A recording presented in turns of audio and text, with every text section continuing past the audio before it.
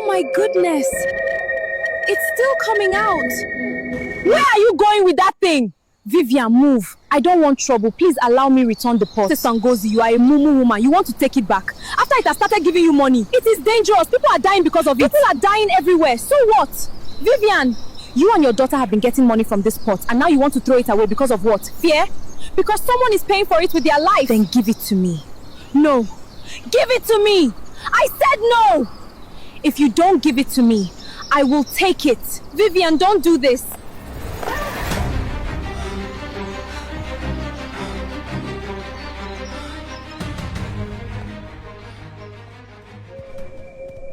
Ask, and your wish shall be granted. I want money, plenty money.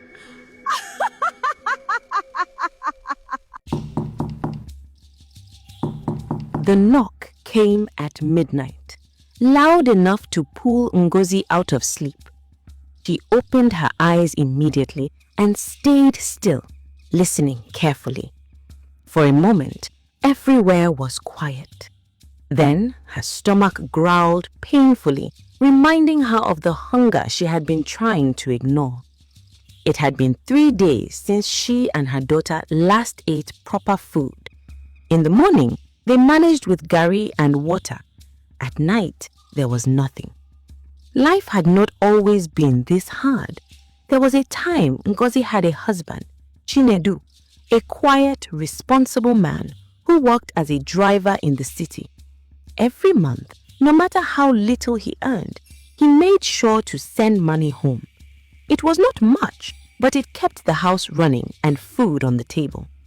Then one day, he traveled for work and never returned. No accident report, no phone call, no message from anyone. He simply disappeared. At first, Ngozi believed he would come back. She waited every day, hoping to hear his voice or see him walk through the door.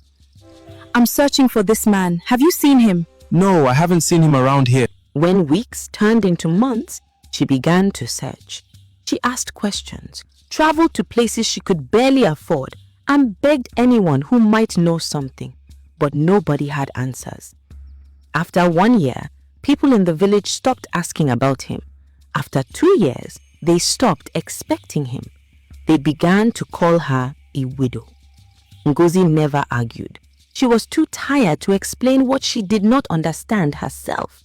Instead, she focused on her daughter and did everything she could to keep them alive. Her younger sister Vivian was also struggling in Lagos. She managed a small provision shop in Ajegunle, working long hours just to survive. Some days she made enough to eat, other days she did not. Once in a while, Vivian sent a little money to Ngozi, even when she clearly did not have enough for herself. But it was never enough to change anything. Everyone was fighting their own battle, and nobody was winning. Another knock came, this time louder and more forceful. Who is knocking on the door? Who is there?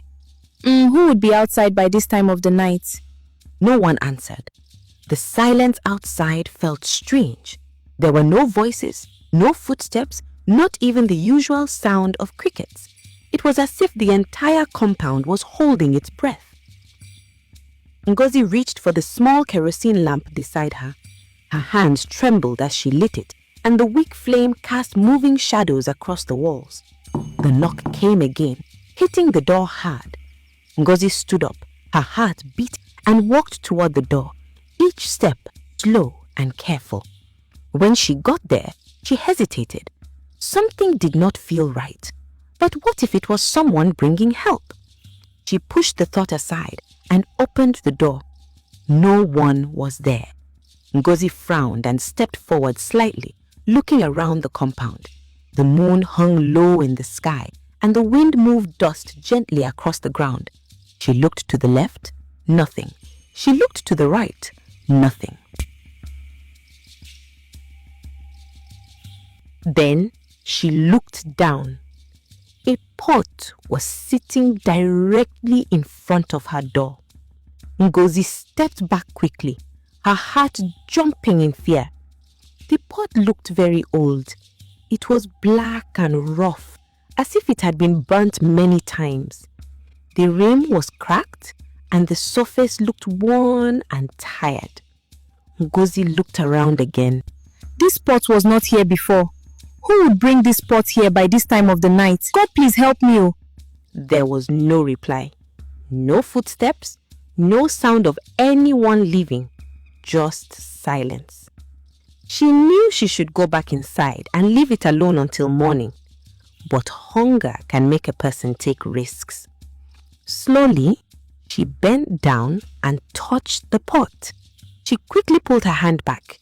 It was very cold, much colder than anything should be on a warm night. Ngozi frowned and leaned closer, lifting it slightly so the lamp could shine inside. The pot was empty.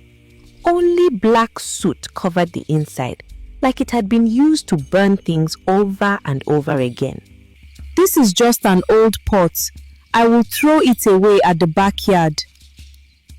She was about to push it aside when she suddenly heard a voice. Ask. Who is that? Who said that? Ngozi froze. The voice was not coming from outside. It did not sound like someone speaking nearby. It felt like it came from inside her. Her heart began to beat. Then the voice came again. Ask, and you will get it. Ngozi's mouth went dry. She was afraid, but she also thought about her children lying inside, hungry and weak. I'm hungry, me and my daughter have not been eating well. I want food. She waited. Nothing happened. The pot remained silent and empty. I am talking to a pot like a mad person. Look at what hunger has caused. She picked it up. It was heavier than she expected. I won't throw the pot away. I will sell it tomorrow at the market. She lay back down, trying to convince herself it was nothing, just an old pot. She was almost asleep when she heard her daughter's voice. Mama, wake up. Mama, wake up.